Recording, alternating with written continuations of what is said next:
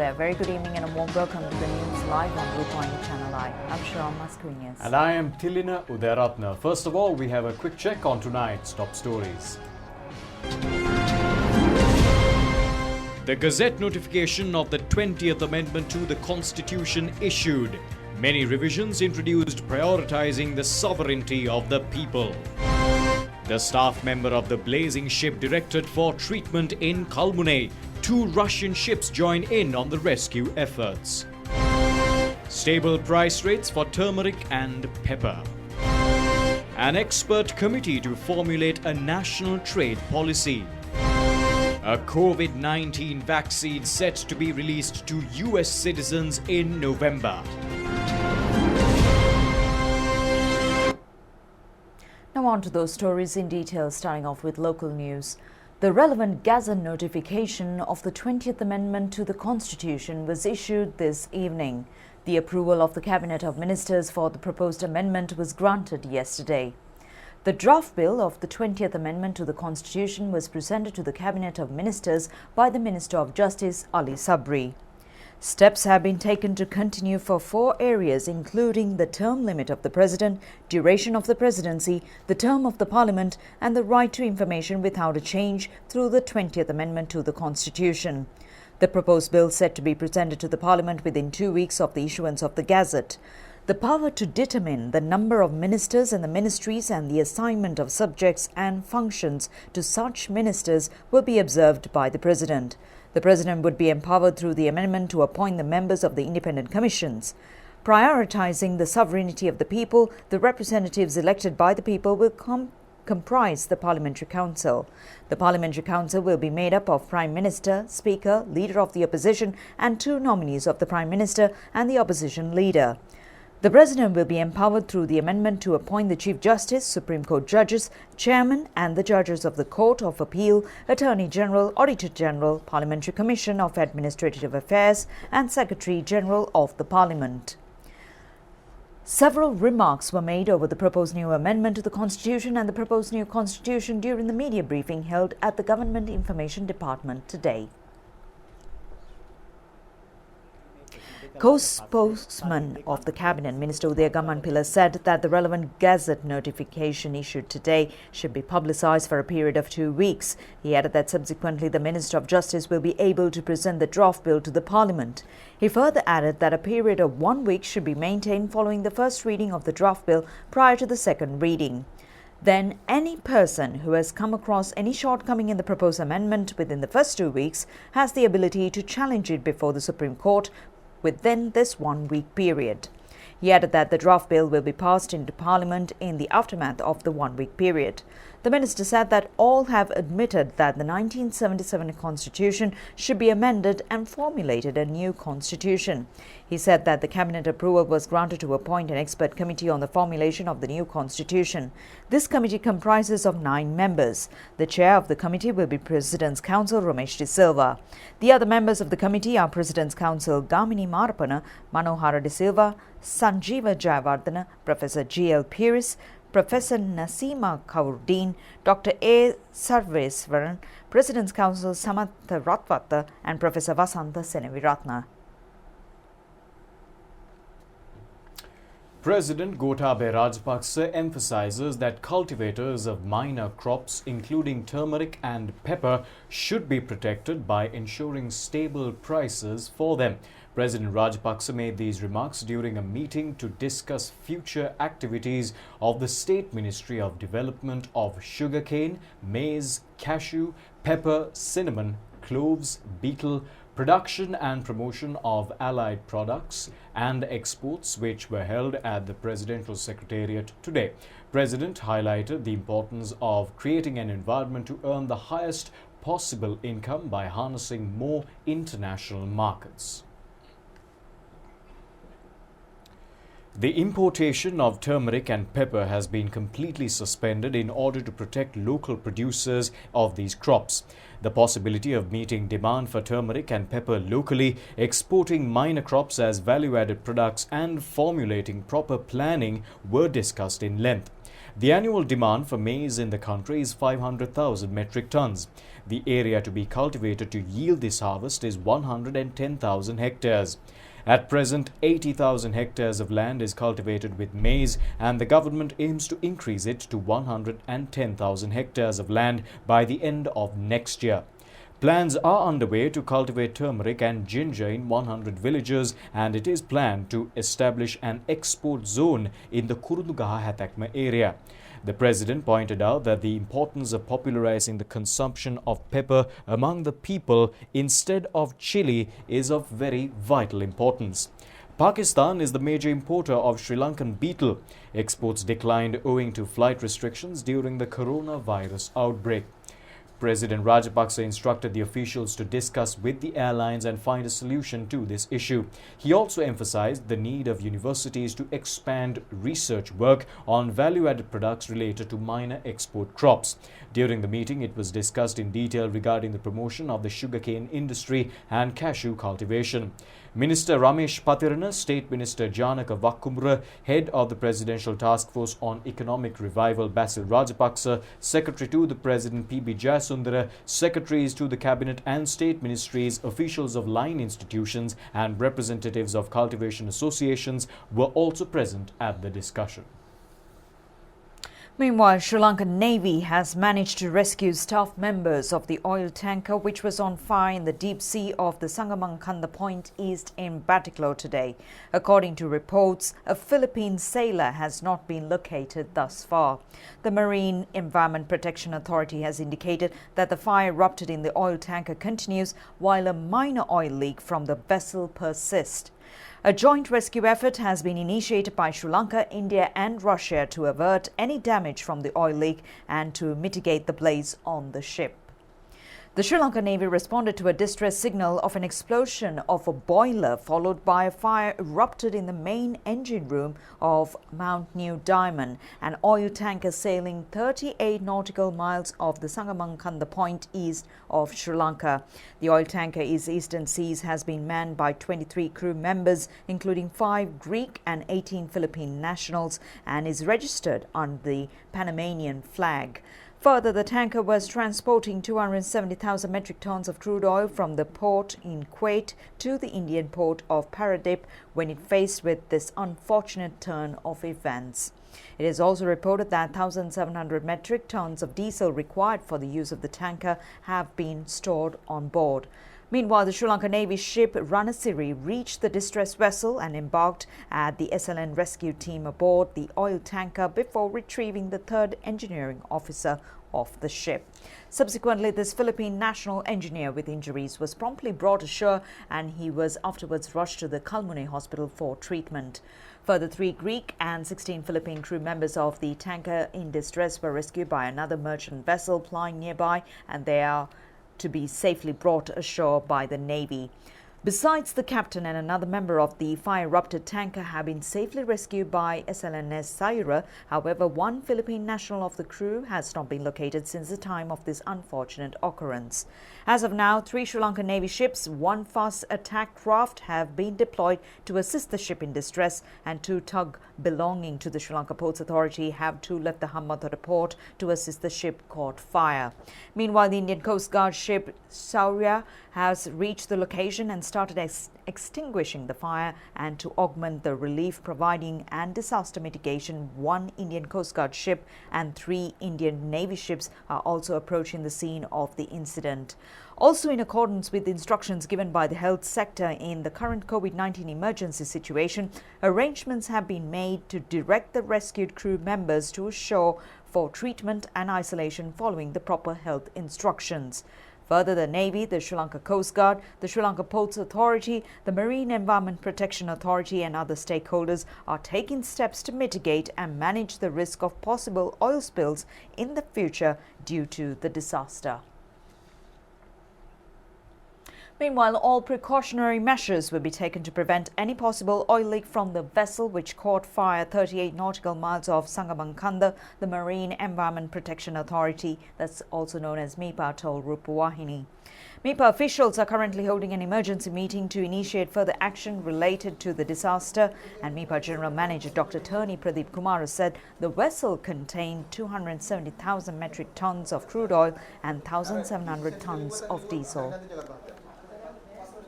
At the moment, the ship is under fire, and fire is slowly spreading from the rear part, and we got some information about some small blast within the ship because of the fire. At the same time, this afternoon we got some information about small oil spill, but at the moment, by this time, there is no any oil spill recorded. But to rescue the fire, we have got an Indian Coast Guard vessel. Now they are at the scene and fighting with the fire. We expect that they will combat the fire and completely control it, but if that will not possible, I think there will be a huge disaster happen within tonight. But fortunately, for the moment, the currents are slowly dragging away from the coast. At the same time, we receive some information that the wind is also changing. If that change, the ship will definitely drift towards the coastal line. Therefore, we expect to have some more impact if that happen. To counterattack this situation, we already inform all the local fishermen and local government agencies and other agencies mainly who are working on this environment field to be on alert, and we have given them all the instruction how to handle any possible oil spill, and we have even instructed some local governments to shut down all the lagoon and estuary mouths if possible. Those are the actions we have taken from local side. At the same time, from international side, we request the service of Indian government, at the same time the other countries in the region, at the same time open invitation for the whole in oil handling companies to come and assist with us, because this is one of the largest oil tanker with 207,000 metric tons of oil with 1,700 liters of diesel on board. Therefore, anything can happen within this night, and therefore we keep all on alert and prepared to face for the worst by tomorrow morning. And there will be another meeting happen at Department of Disaster Management tomorrow morning, and from tomorrow morning, as soon as we get the ground information, the real ground truthing information, we will plan accordingly how we move forward to control this oil spill and possible disaster. The Coca-Cola Company and the Sri Lanka Red Cross Society have jointly presented a consignment of 16,800 PCR test kits and 17,000 VTM kits to Prime Minister Mahinda Rajapaksa at Temple Trees today. The consignment of medical equipment kits worth 50 million rupees, expected to be distributed among 6 hospitals, is allocated for the treatment of COVID-19 patients in the country. So far, the joint contribution of the Coca-Cola Company and Sri Lanka Red Cross Society to curb COVID-19 in the country exceeds 130 million rupees. Officials of the Coca-Cola Company and Sri Lanka Red Cross Society were present on this occasion. The Cabinet of Ministers has granted approval for the utilisation after renovating and discarding of vehicles not in the running condition in the state institutions. This announcement was made during a media briefing held at the Government Information Department today. It has been observed that a considerable number of vehicles in the government institutions not utilised at present due to lack of proper maintenance. As of August 31st, the number of vehicles that can be utilized after renovation has been identified as 4,116, while the number of vehicles that can be discarded amounts to 5,588. The Cabinet of Ministers approved the proposal to transfer vehicles to the state institutions which lack sufficient number of vehicles through the Ministry of Finance after adequately repairing the usable vehicles under a formal methodology. I think Dr. P.B. Jasner very clearly stated the fact that we are not going to import vehicles for the time being, but those permit holders, they can use their permit to purchase a vehicle from the local market, deducting the value of the permit. So they have the chance of purchasing a vehicle from the local market, because we have seen that there are so many vehicles. The market is flooded with a lot of vehicles, so we don't see any need to import further vehicles. Two sides actually, we have too many vehicles in the country. On the other side, we have a foreign exchange issue. So to curtail those two matters, so the permit holders can purchase a vehicle from the local market by utilizing their permit. Sellers will reduce the value of the permit. Now there was an assessment done, and according to the assessment, they had come to the conclusion that the country has enough vehicles, taking into the consideration the turnover of vehicles for 1 year. So if you look at some other vehicle sales outlets, if you go and speak to them, they'll say this vehicle is for 6 months, 9 months, 8 months. So obviously there are enough and more vehicles at the moment according to the assessment for about a year. And we are, as you know, that with the COVID pandemic, that we have a serious issue of exchange and on all sides. So you need to have certain controls where the exchange is concerned and the balance of payment and the deficit to be fixed a particular rate, and we need to adhere to it, and then we need certain cutting and chopping to be done. The cabinet approval was granted to implement a housing project to provide affordable housing to middle-class earners in the public and private sectors. Accordingly, 25 billion rupees worth debentures valid for a period of 5 years set to be issued to obtain the initial capital required for the implementation of the project. In addition, the cabinet approval was granted to settle the debenture using the proceeds from the sale of houses constructed under the project and to provide housing loans from state banks at concessionary loan interest rates to the relevant purchasers. A cabinet subcommittee has appointed on investment promotion. The subcommittee is set to be chaired by President Gotabaya Rajapaksa. The committee also comprises of Prime Minister, Cabinet Ministers and several state ministers. The Cabinet of Ministers granted the approval for the proposal to allocate plots of lands from regional industrial zones for the establishment of industries. Under the relevant program, the lands plots will be allocated on tendency from the industrial zones of Ratmalana, Kalutara, Millava, Nalanda, Ulapane, Makandura, Uwaparanagama and Batiklo for 9 investors for 35 years for the inauguration of the industries. It has been observed that the National Trade Policy approved by the Cabinet of Ministers on 1st of August 2017 has not been formulated properly in consultation with all relevant parties. Accordingly, steps have been taken to appoint an expert committee representing all relevant parties to formulate a new national trade policy appropriate to the present. The Department of Meteorology says showers or thundershowers may occur in the western, Sabaragamuwa, southern, central and northwestern provinces. Accordingly, showers or thundershowers are expected to occur in the Mullaitivu and Vavuniya districts. The nearest towns in Sri Lanka over which the sun is overhead tomorrow at 12:09 p.m. are Katunayaka, Passayala, Gampola, Bibila, Koknahara and Thampadde. The flooding situation occurred in the Galle district has declined by now. It has been reported that showers pertained in the morning and eventually dry weather conditions prevailed in the noon.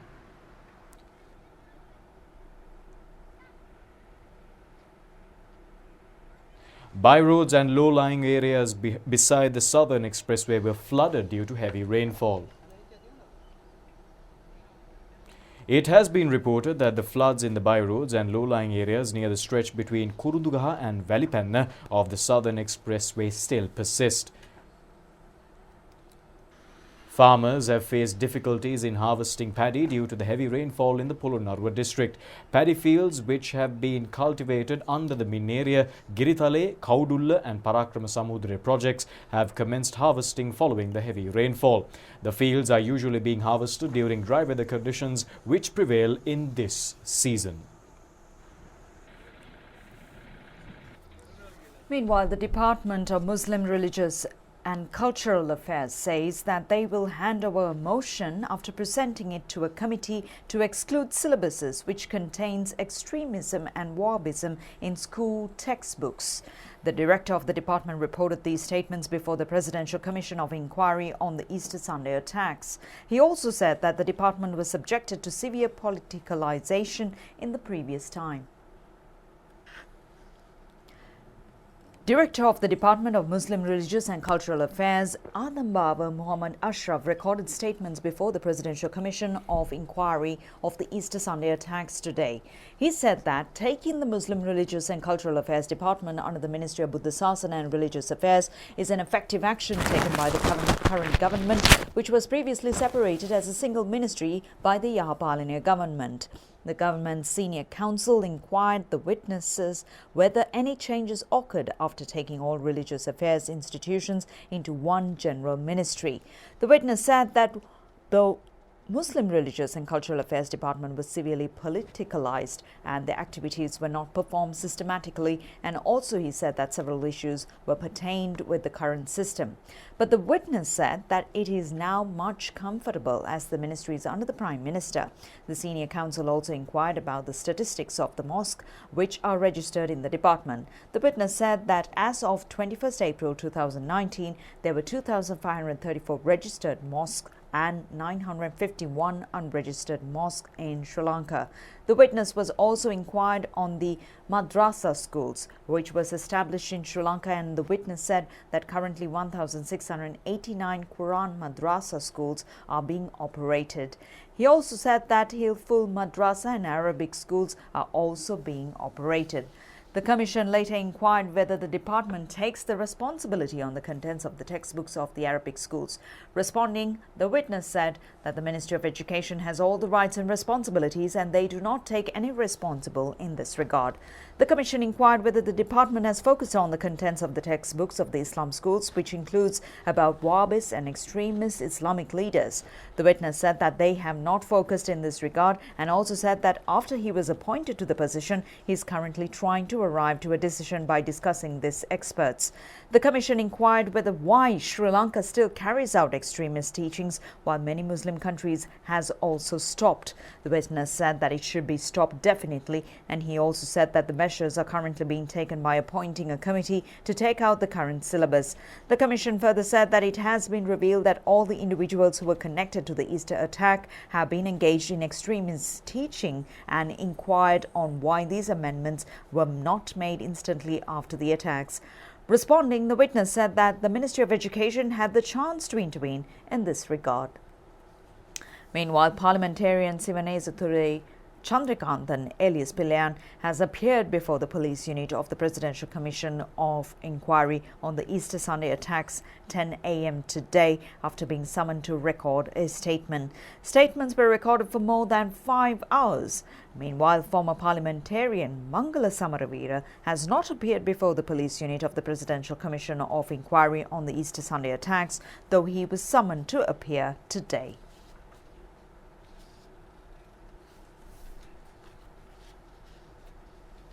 Stories for you on the COVID-19 updates from local and overseas coming up after a break.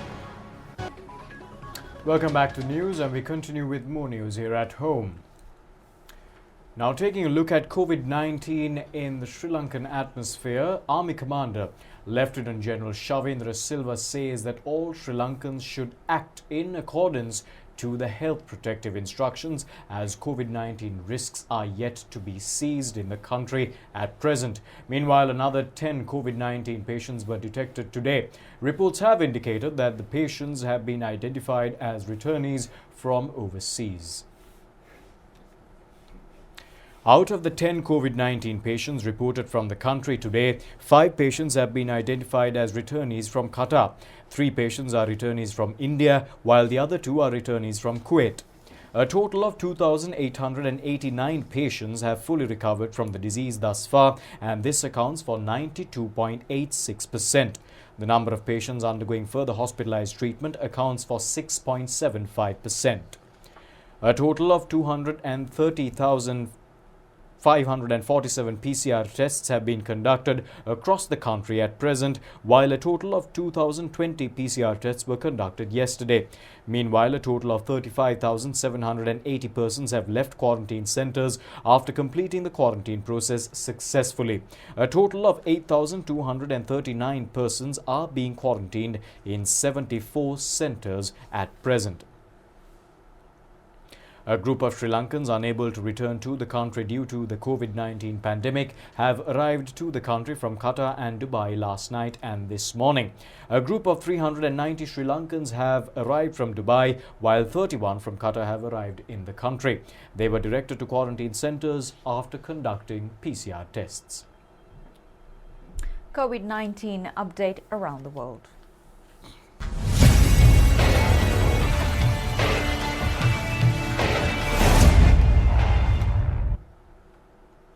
The U.S. Center for Disease Control and Prevention has asked state public health officials to prepare to distribute a potential coronavirus vaccine to high-risk groups as soon as late October. Documents published by the agency showed yesterday. The U.S. Centers for Disease Control and Prevention has asked states to prepare for COVID-19 vaccine distribution as soon as late October.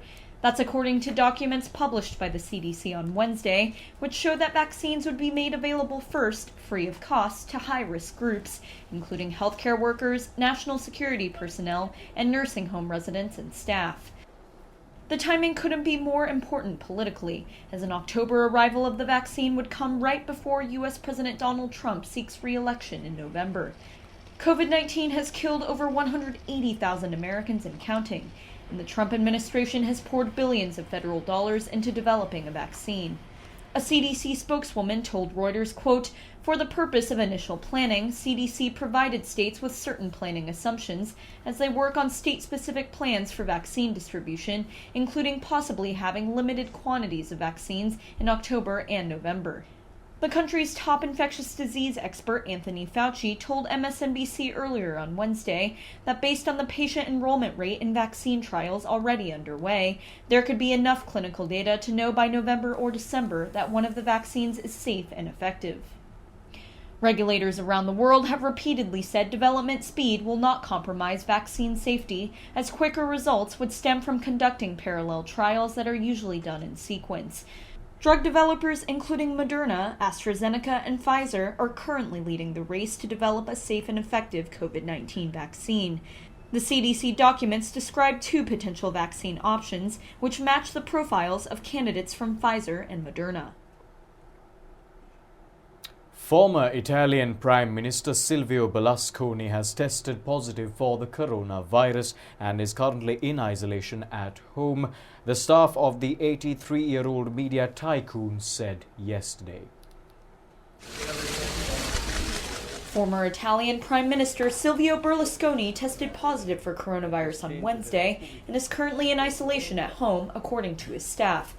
Despite his infection, the 83-year-old media tycoon vows to, quote, "carry on fighting," and says he will still support candidates from his opposition center-right party, Forza Italia, in local elections in September.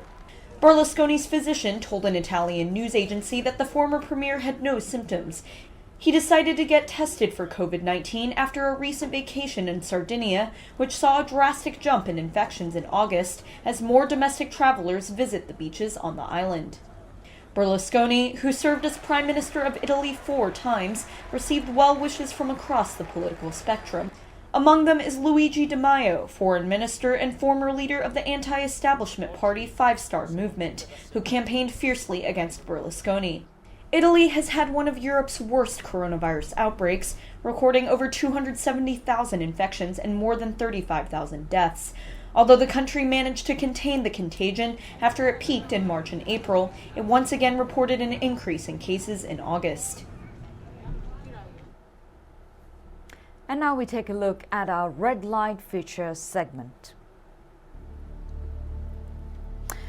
Residents in Alawa, Pulhiriya, Bujamua and Navathalvatta areas have been compelled to travel along a short path for their daily chores in this manner. People in 40 villages have been forced to take such a risky journey along this path as the bridge had not been built across the Mar River. අද වෙනකොට මේ මාව අඩි ගානක් පල්ලෙහාට බහැලා. දැන් යන්න එන්න විදිහක් නැහැ. අද වෙනකොට මේක තුවාල වෙච්ච ගණන අපිට කියලා නිම කරන්න බෑ. Residents in the area shared the hardships they endure each day due to the unavailability of the proposed bridge in order to proceed with their day-to-day life. They also indicated that their children have been exposed to many risks associated in taking a detour to reach their schools each day.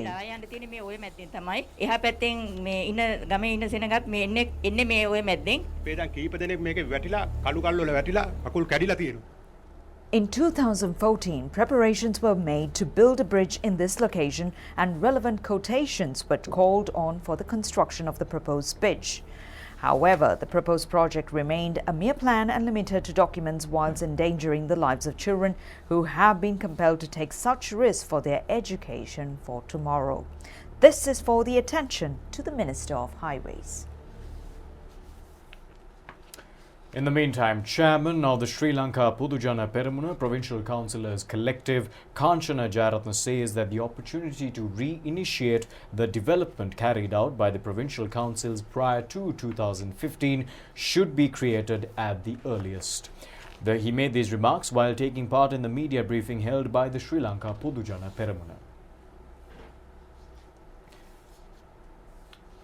Chairman of the Sri Lanka Pudujana Peramuna Provincial Councillors Collective, Kanchana Jayaratne, said that a limited number of activities were carried out through provincial councils during the Yahapalana government's period. They require a particular time period to carry out these tasks allocated for the provincial councils as expected by the public. He pointed out that the provincial councils can be considered as institutions which carried out an immense amount of projects for the development process in the country. Accordingly, a strong mechanism persists in the provincial council system. Now, reports have been indicated that a decision will be reached over the leadership of the party at the Working Committee meeting of the United National Party scheduled to take place tomorrow. Meanwhile, several remarks were shared on the party leadership at several media briefings today. Kegol district organizer of the United National Party, Bodhi Karunaratne, said that the former speaker Karujaya Surya is 80 years of age at present. He said another crisis related to the party leadership may occur within the next 5 to 6 years. Therefore, he requested the party to appoint a leader who has the ability to march forward along with all the UMP members and supporters. He requested the party leadership to consider former Minister Ruwan Wijewardena for the leadership position.